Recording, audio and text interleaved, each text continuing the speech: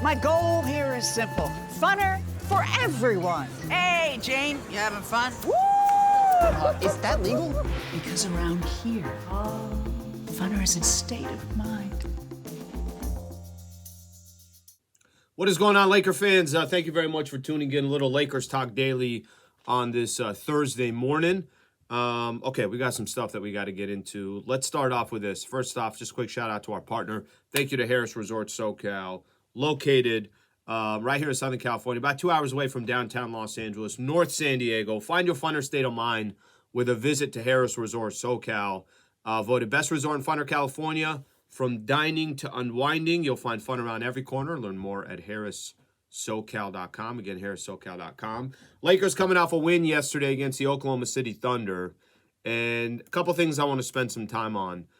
First off, I think the most important thing in these last 3 games for the Lakers, and trust me, it's been a complete roller coaster for the Lakers. You get that big win against the Dallas Mavericks. You come back from 27 down. Everybody's talking about a nice, real test for the Lakers. Okay, they beat Dallas. Then the news comes out about Bron that he's going to be out for some time. Nobody knows how long, but I know he's not even going to get reassessed for a couple of weeks. So obviously not many games left in the season. Then the Lakers go to Memphis. They take on the Grizzlies. D'Angelo does not play. Lakers, whatever, 26 turnovers. I didn't think they were going to go get a win against Memphis. They end up losing that game. And then yesterday we get word before the game, a couple hours before the game, that Bron is, or that AD is a no-go against Oklahoma City. But the Lakers and a lot of their role players just kind of grit out a win. Shout out to Dennis Schroeder and some of these other guys. But give the Lakers credit, they win. And they went 2-1 on the road trip. And that's all you could kind of ask for, in my opinion. You could just go, can you go 2-1 on that 3-game road trip? And they did. How they got there and the details of it, it's all over the place. Of course, health is going to be the most important factor for the Lakers moving forward. But I don't think there's a Laker fan out there that if I'd have told you before that 3-game road trip started, would you take 2-1? All of them would have said, yes, I will take 2-1. So that's exactly what the Lakers ended up doing.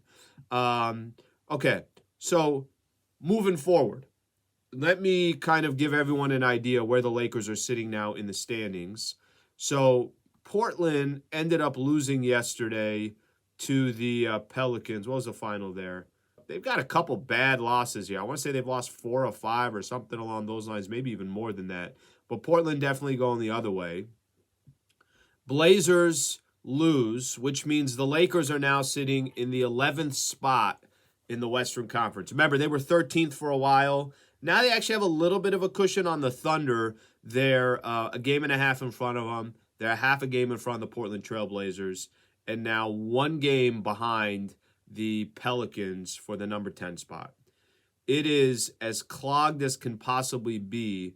And this leads me to the next 2 games for the Lakers. Laker fans, am I being a little too dramatic when I tell you this is as big of a weekend at Crypto.com arena for the Lakers, it seems like, in quite some time? And let me tell you what I'm referring to there. We already know D'Angelo Russell's not playing, which is devastating, by the way. Not playing on Friday against the Minnesota Timberwolves. I'm going to keep every opportunity I get to talk about how important he is, especially with Bron being out. Every time I get an opportunity to talk about it, I'm going to talk about it. The Lakers got 5 home games coming up here. They have apparently one of the easiest schedules left in the NBA, which I keep looking at the schedule. I'm still trying to figure out how it's easy, but apparently that's the case. So with all that in mind, they got a couple against Houston. There's still one against Orlando. So you got OKC at home. So I get what's going on here. I think Chicago, they still play twice. So what I kind of want to spend a little bit of time on is just how critical this weekend is for the Lakers. You got the Minnesota Timberwolves coming into town tomorrow. Then you got a afternoon game against the Golden State Warriors on ABC, ESPN, nationally televised game. And you know who might be coming back that game? Steph Curry. Maybe D'Angelo Russell comes back that game as well, but Steph could certainly be coming back for the Warriors. Why these 2 games are so critical? I know every game's critical, but I'll give you my reasoning of why these specific 2 are so critical. Minnesota is exactly a game and a half in front of the Lakers.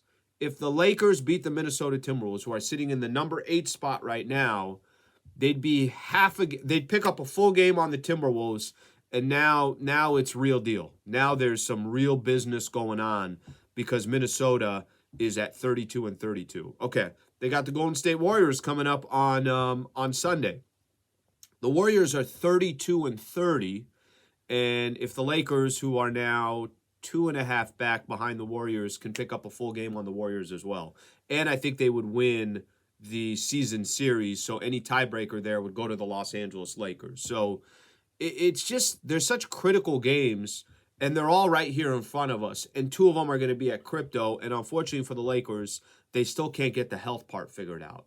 We don't know yet if Anthony Davis is going to play tomorrow. Yesterday was supposedly precautionary. I'm still confused about that whole situation.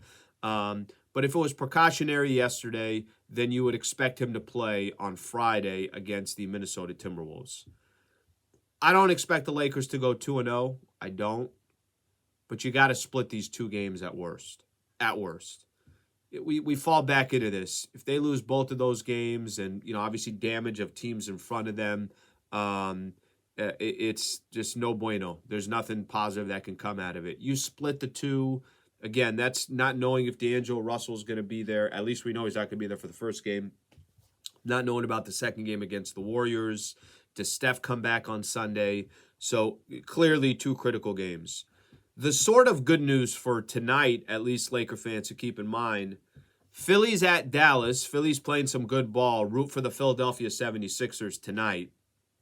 Clippers are at Golden State, which is kind of becoming very interesting here because the Warriors and the Clippers are 32-30, 33-31.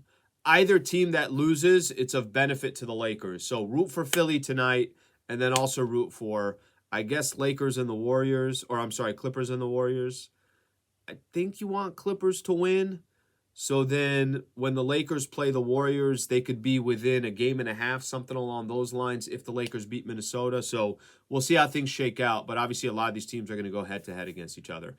Laker fans, please subscribe to our ESPN LA YouTube channel. Would greatly appreciate that. And thank you all for being a part of the show. Feel free to comment anything I said as well.